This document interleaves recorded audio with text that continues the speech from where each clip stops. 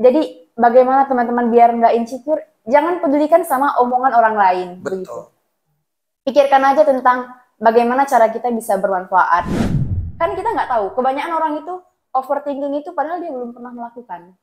Lakukan aja dulu, nanti dievaluasi.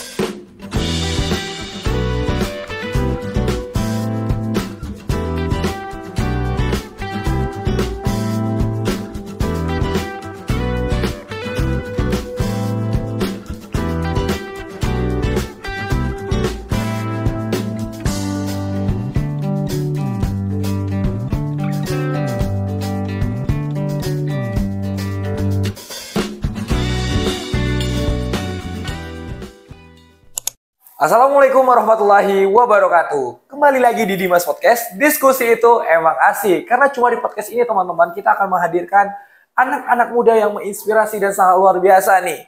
Nah, kali ini aku sudah kedatangan narasumber yang mungkin teman-teman akan sedikit kaget dengan kisahnya. Karena baru mahasiswa baru, bahkan SMA ya, sudah bisa menerbitkan novel nih teman-teman. Mari kita sambut, ini dia, Syifa. Halo teman-teman. Agak canggung ya.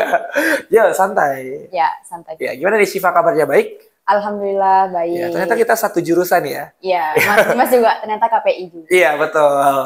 Gimana nih Syifa, kabarnya baik dan aktivitasnya apa? Tadi ada kuliah apa gimana? Sebenarnya ada, Terus? Cuman aku minta izin kan. Oh iya. Bapak dosennya siapa? Uh, Pak, lihat Pak. Enggak ya. Oke, aku boleh tahu dong Syifa, kesibukannya sekarang selama kuliah apa nih? Kan masih mahasiswa baru nih ya. Iya, sebenarnya selain kuliah aku juga ke organisasi sih, mencoba untuk hal yang baru kan. Karena juga aku kan juga sebagai rantauan. Betul, kita sama-sama anak Sumatera kok. Iya, jadi harus lebih mengoptimalkan sih, nggak menyia-nyiakan waktu kita juga dalam rantauan. Untuk saat ini kesibukan aku lebih ke organisasi sih, di mana aku mengikuti ekstra yang PMII dan juga HMJ KPI dan juga dari daerahku sendiri Orda Himsul. Iya. Karena maba-maba ini adalah waktu yang sangat tepat sih menurut aku ya untuk menggali potensi yang lebih. Boleh saya dilihatin nggak kepada teman-teman novelnya mana nih? Biar teman-teman bisa lihat.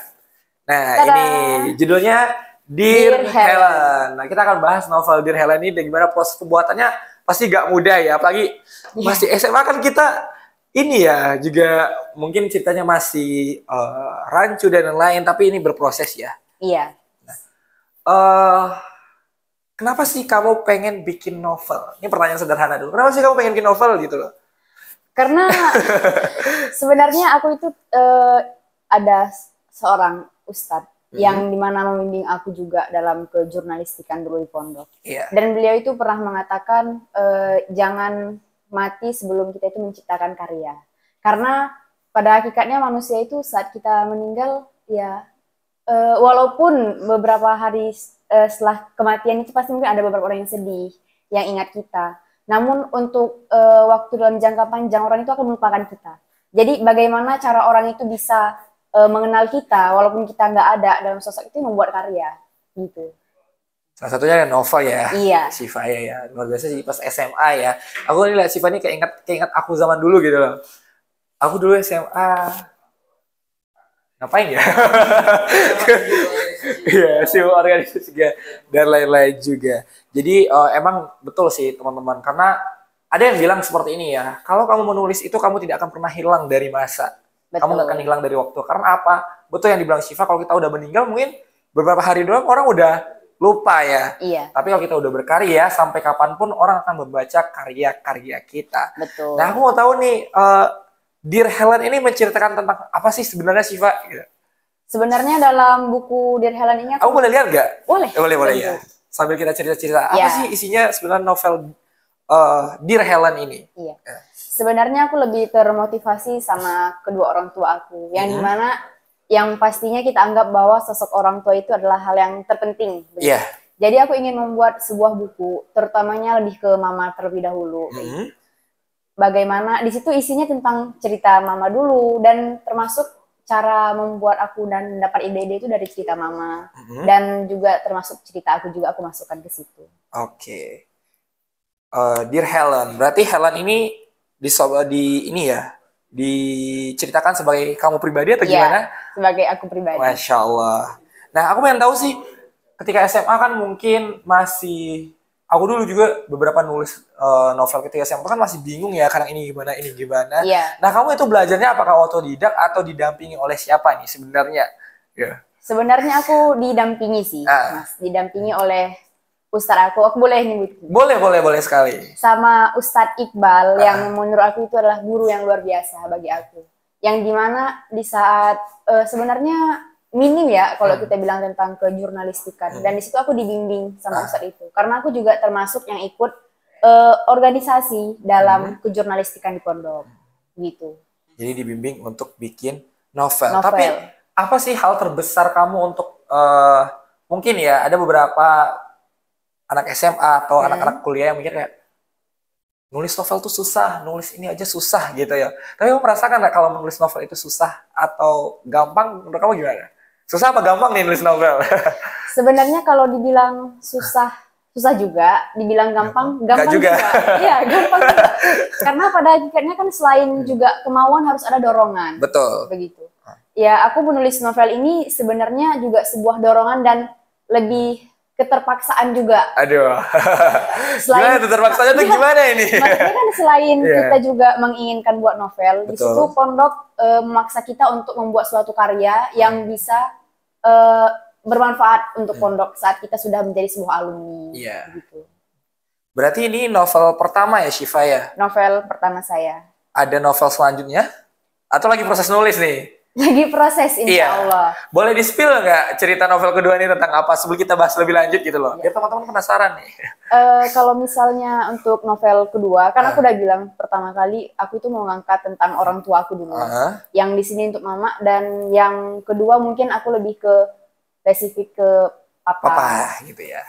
Iya, karena menurut aku papa itu seorang yang sangat keren gitu. Karena papa juga termasuk orang yang merantau. Dan aku sekarang merasakan hal yang merantau dan itu nggak mudah. Gitu. Jadi bagaimana proses papa juga pernah cerita hal-hal yang tentang proses seorang pemuda yang nggak langsung kuliah gitu, rasanya itu aku harus nulis deh ini, kayaknya keren. Betul sekali. Nah, tapi aku pengen tahu, ayah sama ibu udah baca novel ini apa belum?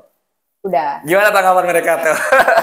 Lebih ke senyum-senyum sih ya, lebih ke senyum-senyum. Soalnya aku juga memasukkan tentang pertemuan antara ayah dan ibu aku. Gitu. Jadi bacanya itu senyum-senyum gitu ya, aku juga senyum-senyum. Emang ini diperuntukkan untuk mama yang ini ya, novel yang kedua nanti baru untuk insya Allah untuk papa. Untuk papa. Nah sebenarnya dalam menulis novel Dear Helen ini kamu mengalami kesulitan nggak? Mengalami. Kesulitannya apa aja nih? Sebenarnya lebih ke kegiatan juga ya Mas ya. Karena kalau aku dulu itu di pondok, kami itu ada namanya itu ujian gelombang. Jadi ujian gelombang itu dimana kita mengujiankan kelas, aku 6 tahun. Kelas 1 SMP sampai kelas 6. SMA berarti ya? Iya, SMA. Jadi kita itu harus mempersiapkan itu semua dan harus menyempatkan waktu untuk menulis itu. Masya Allah. Gitu. Jadi ya aku termasuk mengalami kesulitan dalam membagi waktu, terutama yang posisi aku di situ menjadi sebuah koordinator untuk teman-teman yang lain dan dipercaya mendampingi teman-teman yang lain juga begitu. Untuk idenya juga aku terkadang mengalami mungkin stuck gitu ya. Cuman karena aku juga udah buat beberapa poin untuk yang mau adegan yang aku masukkan kayak gitu kan per temanya. Jadi untuk ide-ide kayak gitu, insya Allah aku masih bisa mudah dapat karena aku udah buat strukturnya. Jadi sebenarnya sibuk banget ya, apalagi di pesantren ya itu. Kan abangku juga ngajar ya di pesantren ya. Jadi beberapa kali pun aku pernah ke sana melihat kegiatan pondok itu kan full banget ya. Jam segini itu udah ada runtutannya ya. Berarti ini kamu nulisnya malam kah, pagi kah, atau siang kah, atau ketika ada waktu luangnya aja nih? Siang, lebih ke siang sama malam sih Mas. Soalnya kalau siang itu kami ada diberikan kelonggaran untuk kelas 6 itu enggak belajar siang kayak gitu. Tapi yang kelas-kelas yang lain itu belajar siang untuk mempersiapkan. Sama juga malam setelah belajar malam sama di kelas. Jadi aku tuh menyempatkan juga untuk menulis karena harus targetnya gitu. Betul ya. Target. Ini aku boleh tanya nggak? Ini teman-teman bisa lihat ya covernya itu ada seorang anak gadis, terus ada bunga-bunga. Ini emang apakah desain sampul ini permintaan dari kamu atau dari desain sampulnya yang membuatkan seperti ini dan kamu terima jadinya aja? Iya. Sebenarnya aku ada juga sih kayak seorang anak juga. Cuman untuk covernya itu lebih ke ustadz aku yang buatin. Oh, jadi ustadznya yang buatin. Baru nanya pendapat kita setuju atau enggak begitu. Jadi aku setujuin. Ya. Kenapa kamu setuju? Mungkin kamu bisa jelasin kepada teman-teman.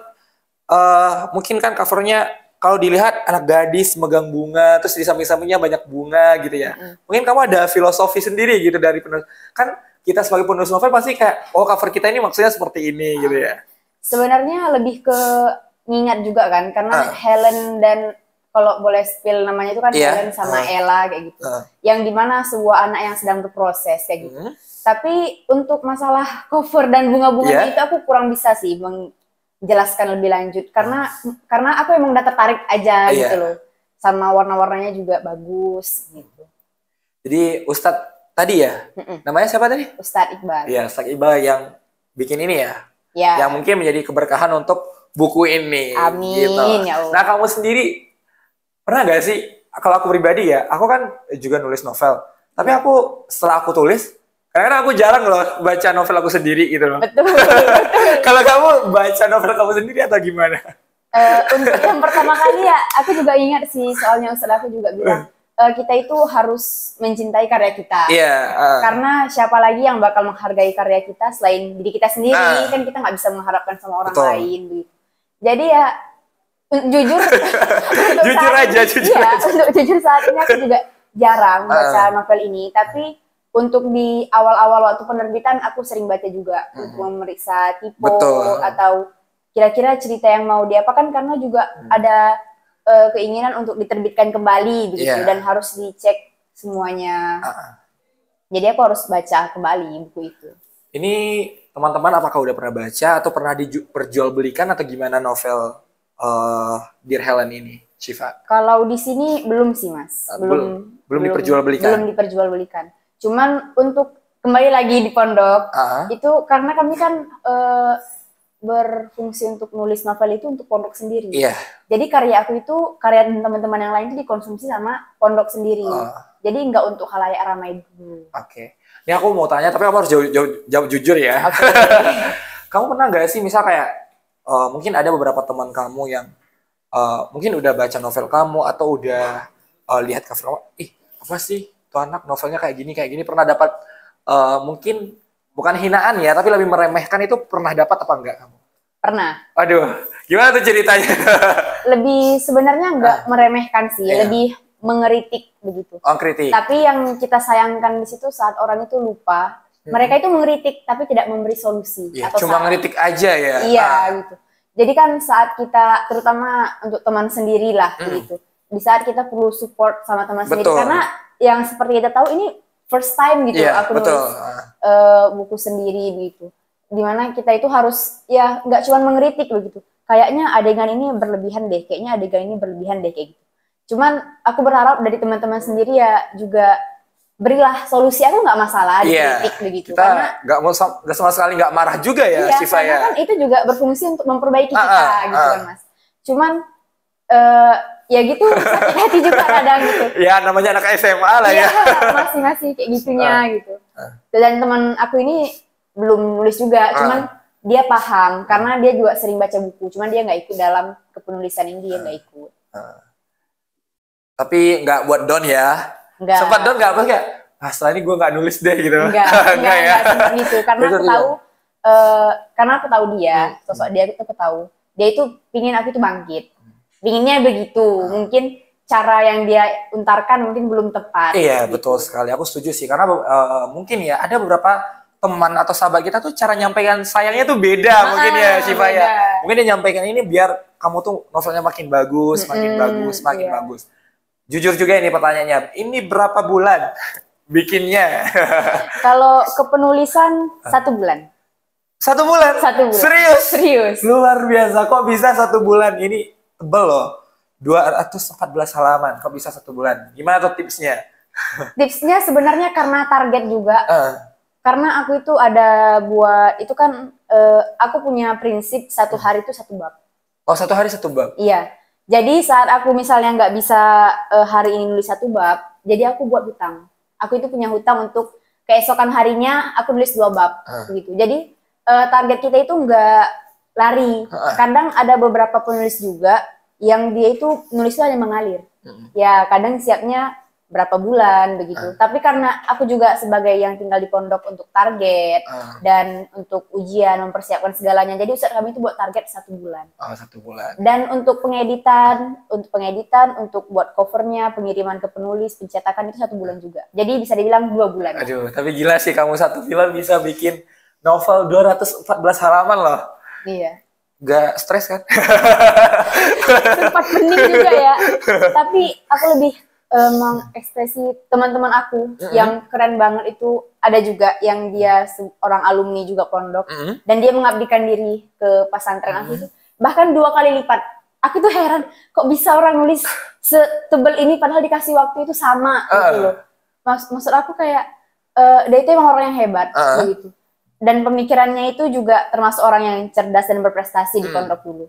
Dan menurut aku itu keren bisa teman-teman itu bisa menembus kemaksimalan dirinya. Mas Dimas saja nggak nyangka gitu kan. Aku menulis itu dalam 1 bulan. 1 bulan gitu. Tapi coba bayangkan 2 kali lipat itu cuma 1 bulan. Lebih keren lagi. Lebih keren lagi. Nih Sif, aku mau tanya nih Sif. Kan bikin novel ini juga gak mudah ya. Mungkin aku yakin banyak juga teman-teman di luar sana itu pengen bikin novel, tapi mungkin masih takut, masih ragu, masih kayak, nanti novel aku nih dibaca banyak orang nggak? Nanti novel ini kok bagus gak ya gitu ya? Nah mungkin kamu ada apa nih saran atau tips atau mungkin yang pernah kamu alamin dulu? Kenapa sih aku harus nulis? Kenapa kita harus nulis gitu loh? Biar teman-teman yakin nih buat nulis novel. Aku yakin banyak banget yang pengen nulis gitu loh. Tapi masih ragu gitu loh. Jadi kemarin itu aku juga pernah bareng teman-teman juga tentang diskusi tentang buku aku dan banyak teman-teman. Gimana sih kalau kita itu nulis tapi masih insecure? Iya, betul. Gimana sih kalau ternyata buku kita itu dijelek? Sebenarnya enggak. Sebenarnya jujur aku juga waktu nulis buku ini aku juga merasa insecure. Kayak, kok aku cuma bisa nulis buku ini? Aku sebenarnya iri sama teman-teman yang bisa lebih tebal. Kayak gitu. Kayaknya buku aku ini nggak pantas deh dilihat orang kayak gitu. Aku punya perasaan gitu yang seperti itu. Padahal udah nulis buku yang dimana teman-teman, udah nulis 1 buku loh gitu kan. Tapi di saat itu aku juga merasa masih kurang dan sangat malu kalau bisa bilang punya karya. Padahal itu nggak harus kan. Karena itu karya kita sendiri dan usaha kita sendiri yang harus kita banggakan dan harus kita syukuri. Jadi bagaimana teman-teman biar nggak insecure, jangan pedulikan sama omongan orang lain. Begitu. Pikirkan aja tentang bagaimana cara kita bisa bermanfaat dan melalui buku kita ini banyak orang yang terinspirasi, banyak orang yang terhibur begitu. Karena aku juga niat salah satu buat buku ini tuh bagaimana cara orang itu bisa menghibur sih, terutama di pondok ya Mas ya, dengan keributan, dengan kegiatan-kegiatannya gitu. Jadi aku ingin membuat niatnya baik gitu untuk menghibur orang-orang. Kalian nggak perlu insecure karena pada hakikatnya penulis-penulis awal seperti aku juga pernah mengalami fase itu dan itu sebenarnya nggak bakal berpengaruh banget kok. Kalian itu harus berani menulis, bukan cuma niat tapi harus dipraktekin juga. Karena banyak nih Mas orang-orang yang punya niat, niat aja gitu ya. Niat aja, tapi nggak berani nulis atau sering dari teman aku yang bilang, aku ini pernah buat 1 paragraf, tapi sering dikoreksi mulu. Jadi nggak siap-siap tuh 1 paragraf. Jadi aku punya saran, tulis aja dulu, nanti kita perbaiki di akhir, gitu. Karena kalau kita terus perbaiki di awal, nggak jadi malah menghabiskan waktu kita dan bikin overthinking gitu loh. Makanya harus dicoba dulu gitu. Kan kita nggak tahu, kebanyakan orang itu overthinking itu padahal dia belum pernah melakukan, kayak gitu Mas. Aku juga pernah dapat kata-kata dari sosok papa juga yang bilang, lakukan aja dulu, nanti dievaluasi. Karena kebanyakan orang yang papa aku temuin juga, kebanyakan mengeluh sama keadaan yang belum pasti dan nggak tahu arahnya kemana. Jadi aku dapat motivasi itu, lakukan aja dulu. Kalau bisa berkerumun atau berkumpul sama orang-orang yang memang punya niatan ke situ, biar kita bisa dapat dorongan. Karena kadang kan ada teman yang aku mau nulis buku nih, masa kamu mau nulis buku gitu, kayak diremehin gitu loh, kayak di-down-kan. Padahal mungkin bercandaan, tapi kata-kata itu kan nggak tahu kita efeknya itu apa ke dalam diri seseorang itu gimana. Jadi untuk saran yang kalian yang masih insecure, coba deh cari teman-teman kalian yang emang punya tujuannya ke situ, biar punya relasi dan dorongan di situ. Betul. Kadang kan menurut kita kayak sederhana kayak, ih kamu apaan sih sosok bikin buku? Mungkin mereka candaan ya, tapi kan kita nggak tahu orangnya nyampe apakah masuk ke hati atau enggak. Nah gitu ya teman-teman, kata Syifa tadi juga betul tuh, aku setuju banget. Jadi kalau teman-teman nulis itu jangan dikit-dikit dikoreksi, nanti di akhir-akhir aja gitu teman-teman ya. Tulis aja ya, tulis aja apa yang dari pikiran teman-teman, nanti kita koreksi di akhir gitu ya Syifa ya. Nah jadi buat teman-teman tadi Syifa juga bilang gak perlu insecure, karena menurut aku ya Syifa ya, kayak kamu setuju gak sih kayak setiap penulis itu pasti punya gaya tulisannya sendiri, punya maksudnya sendiri dalam menulis novel gitu ya. Mungkin menurut orang ini ceritanya gak bagus, tapi menurut orang lain tuh bagus gitu ya. Setuju banget Mas. Nah, jadi buat teman-teman gak perlu takut ya tulisannya seperti itu ya. Betul. Tuh kata Syifa juga, cari teman-teman yang bisa support kita juga ya. Biar teman-teman novelnya jadi nih. Nah kita bahas lagi nih tentang novel Dear Helen ini. Kamu bisa mungkin ceritain, tadi kan udah ceritain mungkin sinopsisnya aja ya. Tapi ini bisa diceritain nggak kayak sebenarnya apa sih yang pengen disampaikan oleh seorang Asy Syifa Nabila di dalam novel ini kepada pembacanya? Apa sih yang pengen kamu sampaikan ke penonton kamu, pembaca kamu nih? Untuk kata intinya itu bersyukur.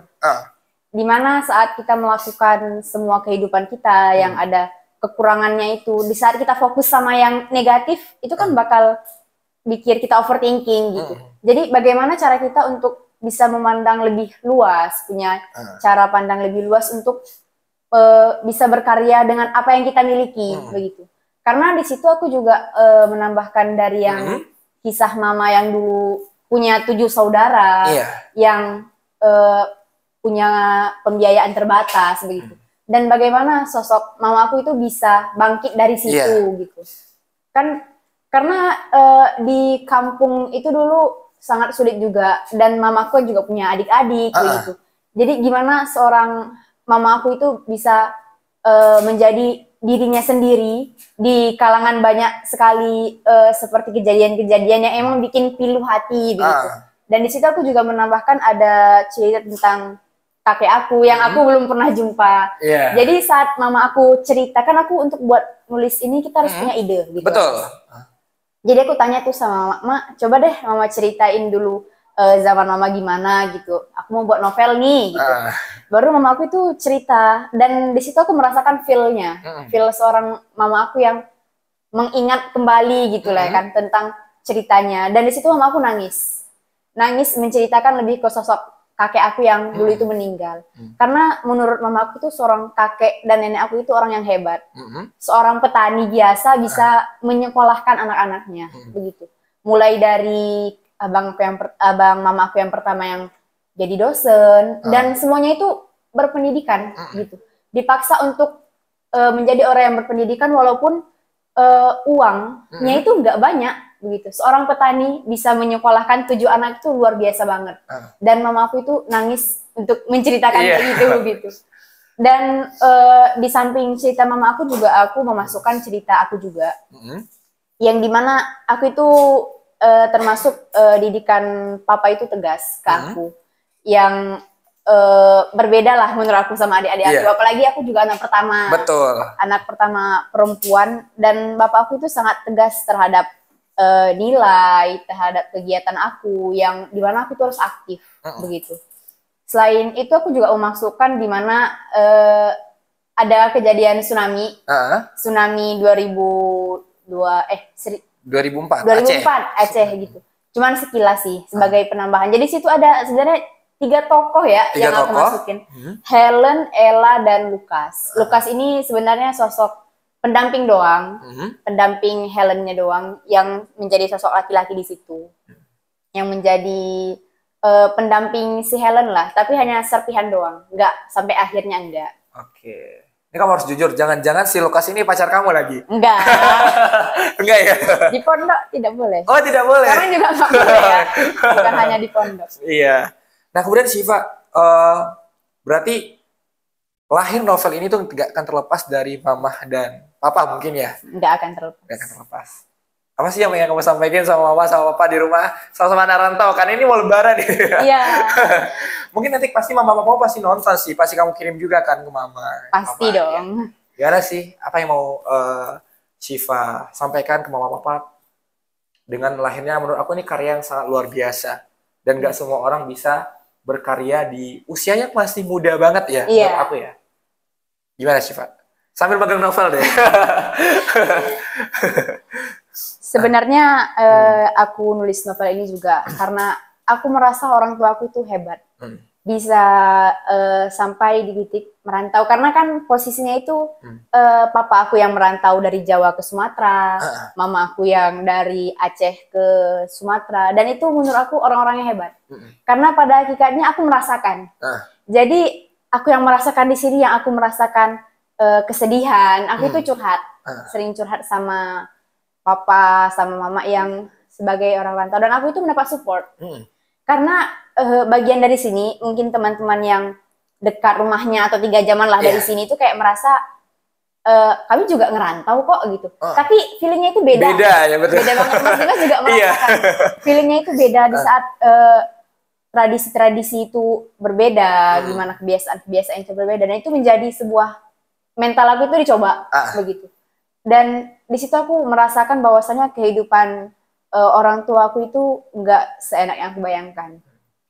Orang tua aku itu hebat banget. Makanya aku juga ingin menerbitkan buku ini juga salah satu untuk menghargai semuanya gitu. Karena kan sebagai anak kita nggak bisa membalas penuhnya ke orang tua. Nggak pernah terbalas. Nggak pernah terbalas dari ibu yang melahirkan kita, dari ayah. Semua itu nggak bisa kita terbalaskan selain kita itu berbakti kepada orang tua kita gitu. Jadi aku ingin mengucapkan terima kasih banyak, orang tua aku itu hebat banget. Dan aku itu harus lebih hebat dari mereka dan untuk membanggakan orang tua aku sendiri.